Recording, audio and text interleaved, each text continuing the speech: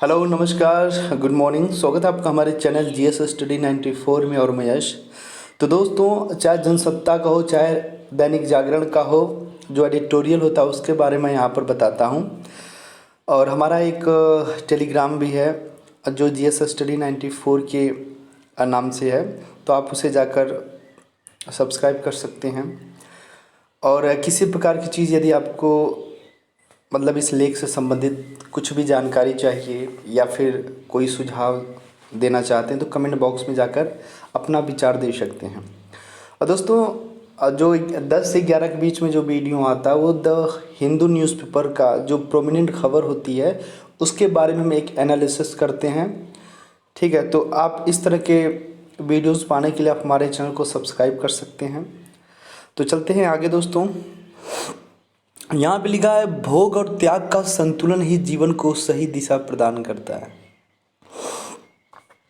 ठीक है, भोग और त्याग का संतुलन ही। अब चलते हैं,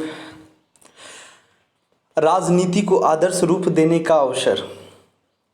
जानते हैं इस तरह की चर्चाएं हमारे समाज में क्यों हो रही हैं, क्यों बार बार ये बताया जा रहा है कि जिस तरह से सोशल डिस्टेंसिंग किया जा रहा था अब हो गया है मेंटल डिस्टेंसिंग हो रहा है कुछ लोगों के द्वारा। कुछ लोगों के सोशल बायकट हो रहा है। आप देख सकते हैं झारखंड में अन्य जगहों पर जिस प्रकार से एक फल विक्रेता था जिन्होंने एक मतलब हिंदू विश्व परिषद प्रमाणित अधिकृत करके दुकान है ये, मतलब एक तरह से आप कह सकते हैं कहीं ना कहीं वो अधर्म की तरफ इशारा कर रहा था। क्योंकि आपको पता है हमारा जो देश है वो पंथ निरपेक्ष है। संविधान में किसी भी धर्म को प्रोमिनेंट या उसे मतलब एक धर्म को वो चीज़ अधिकार नहीं दिया है। पंथ निरपेक्ष का मतलब ये हुआ कि सारे धर्म समान हैं राज्यों की नज़र में और राज्य सरकारें किसी प्रकार का भेदभाव नहीं करेंगी।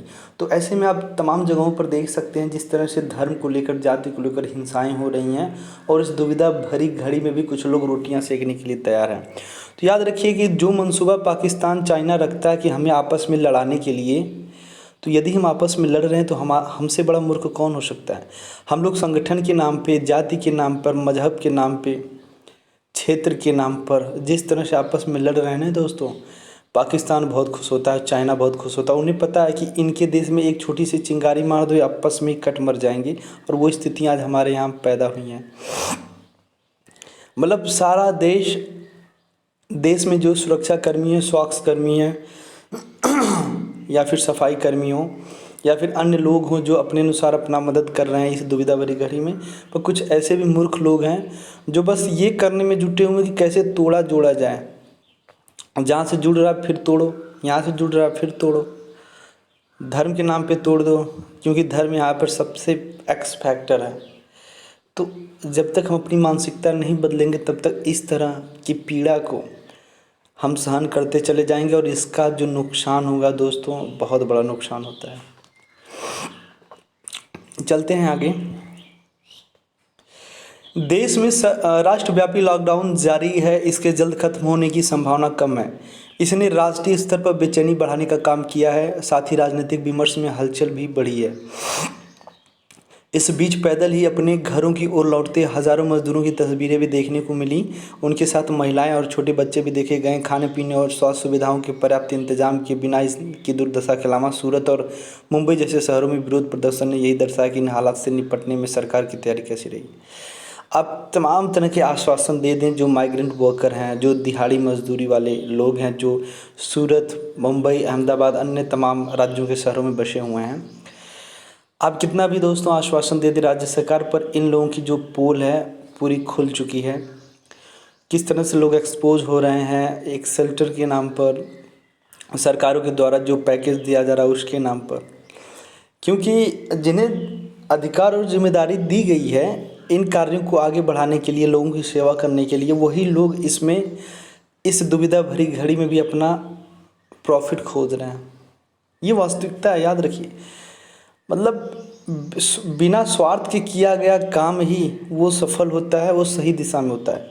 पर आज का जो दोस्तों देख सकते हैं जो मेंटालिटी है, यदि आपको कोई कुछ दे रहा है ना तो पहले 50 तो फ़ोटो निकालेगा। ठीक, मतलब अगर हम दिन भर में 10 लोगों के द्वारा किसी प्रकार का सहयोग दिया गया तो कम से कम 1000 तो फ़ोटो हम निकलवाएँ। ठीक, फ़ोटो निकालना, वीडियो बनवाना अच्छी बात है, पर पहली प्राथमिकता ये होनी चाहिए कि सामने वाले बंदे से भी पूछ लेना चाहिए कि आप कैसा महसूस करेंगे, डू यू फील कंफर्टेबल, तब जाकर आप ऐसा कार्य करिए। हो सकता है कोई बहुत ही अवसाद में हो, मानसिक रूप से पूरी तरह से प्रिपेयर ना हो, ज़बरदस्ती 2 केला देकर 50 लोग खड़े हो जा रहे हो फ़ोटो खिंचाने के लिए, तो ये काम ना करें। ये कभी कभार कुछ समाज के कुछ लोग हैं जो उपेक्षित महसूस करते हैं। महामारी राजनीति के पराभव और सुशासन पर लोकतांत्रिक विमर्श की कसौटी को मापने का आधार नहीं है। वास्तव में यह तो प्रधानमंत्री का दायित्व है कि वह सभी स्वरों को शांत कर, भले ही उनमें कुछ विरोधी ही क्यों न हो, एक राष्ट्रीय सर्वानुमति बनाने का प्रयास करें, जो इस पर अप्रत्याशित चुनौती के लिए आवश्यक है। ऐसे मुश्किल वक्त में राष्ट्रीय विमर्श की धारा संकुचित नहीं होनी चाहिए, वह पूर्वाग्रही निष्कर्षों और द्वंद्व से मुक्त होनी चाहिए। आखिर हम यह सवाल क्यों नहीं कर सकते कि तबलीगी जमात के कुछ लोगों की कारतूस को पूरे समुदाय से जोड़ने की राष्ट्रीय एकता के मोर्चे पर कितनी बड़ी कीमत चुकानी पड़ सकती है।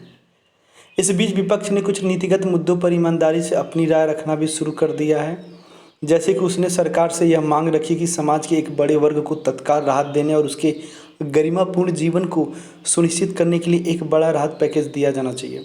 फिलहाल सरकार ने जीडीपी के महज 0.8% के बराबर राहत पैकेज का ऐलान किया है, जिसे निश्चित रूप से बढ़ाया जाना चाहिए। ठीक, चूंकि संविधान की प्रस्तावना में ही राज्य ने बंधुता के प्रति प्रतिबद्धता दिखाई है, तो वंचित वर्गों के लिए राज्य की संवेदनाओं पर कोई सौदेबाजी नहीं हो सकती। देख सकते हैं कई राज्य ऐसे भी हैं जो केंद्र सरकार के ऊपर तमाम तरह के आरोप लगा रहे हैं कि योजनाएं और जो पीपीई है, पर्सनल प्रोटेक्शन इक्विपमेंट है, उस चीज़ों की सप्लाई करने में केंद्र सरकार हमारे साथ भेदभाव कर रहा है, क्योंकि हमारे यहाँ गैर शासित राज्य हैं, भाजपा शासित नहीं है, इसलिए हमारा ये हाल है।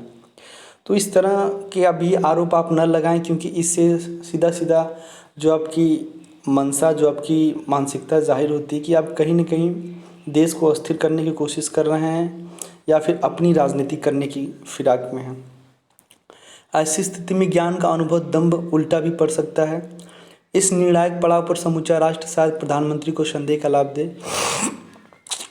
वास्तव में यह समय राजनीति के स्तर को ऊंचा बढ़ाने का है, ताकि इस चुनौती को मुंह तोड़ जवाब मिले। एक ऐसे समय में जब हम इतिहास के दो राहे पर खड़े हैं और वैश्विक व्यवस्था में बदलाव आसन्न है, तब हम यह सुनिश्चित करें कि हमारी राजनीति अक्षमता या अवसादवाद से संचालित न हो।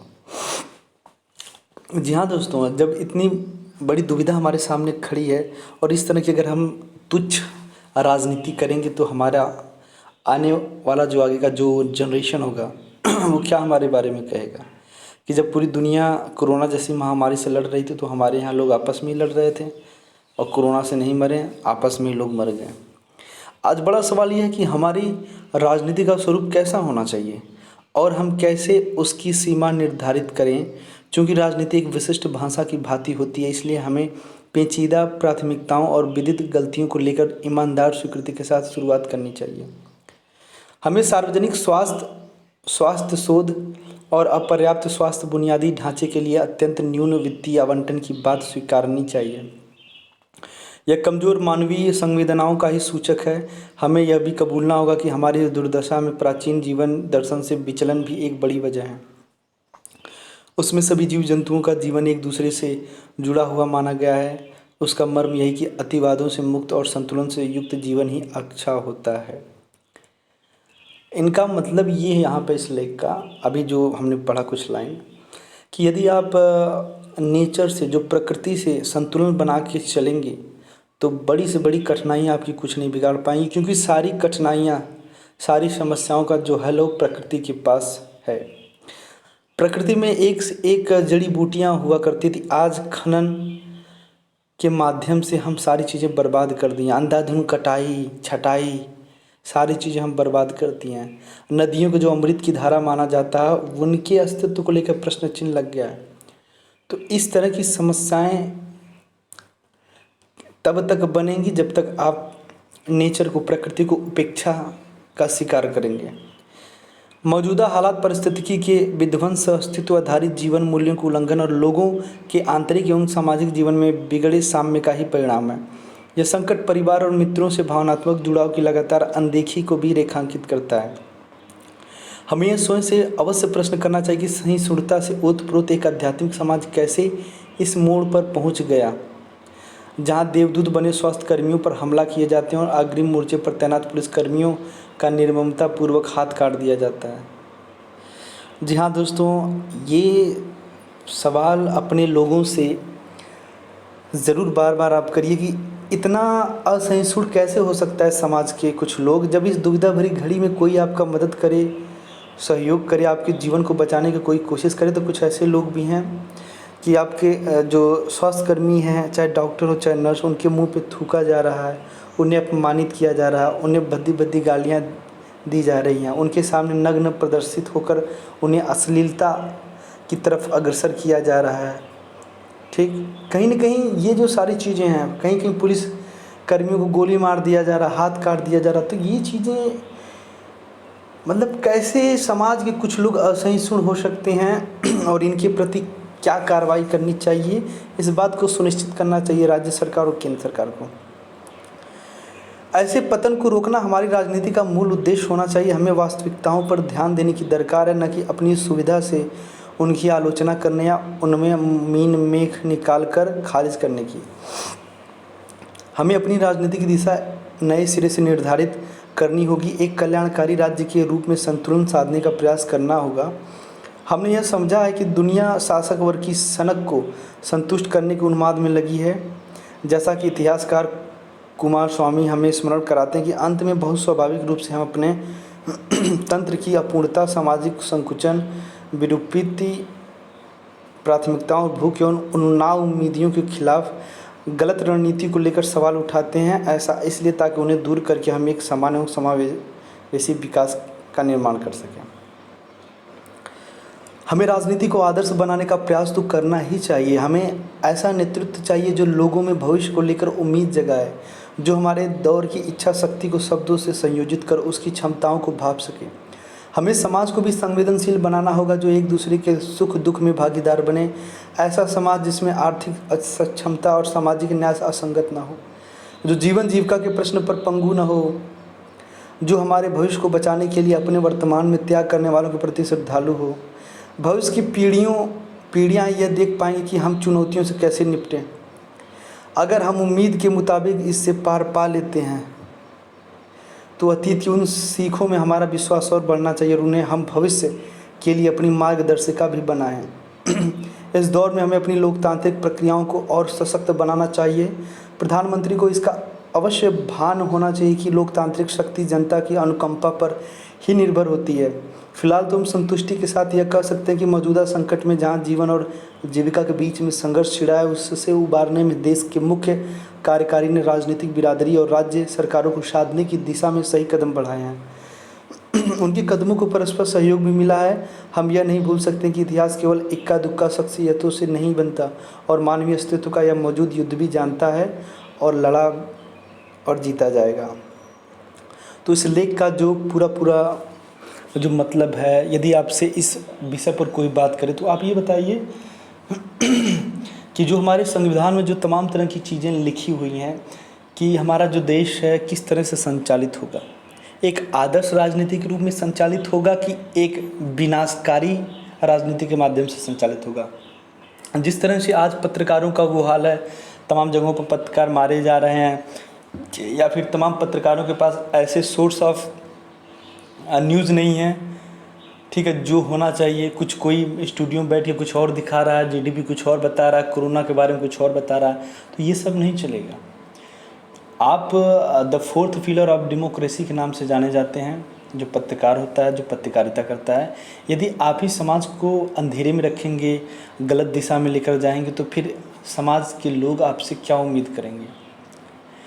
और हमारे देश के कुछ नेताओं हैं, खासकर उनसे, जो भेदभाव की राजनीति करते हैं, चाहे वो मजहब के नाम पे हो, जाति के नाम पे, रेस के क्षेत्र के नाम पे हो। तो इन्हें फर्स्ट जो प्राथमिकता देनी पड़ेगी, इनको देश के बारे में सोचना पड़ेगा, तब जाके कुछ होने वाला है। तो दोस्तों आज के लिए इतना ही। नमस्कार, धन्यवाद।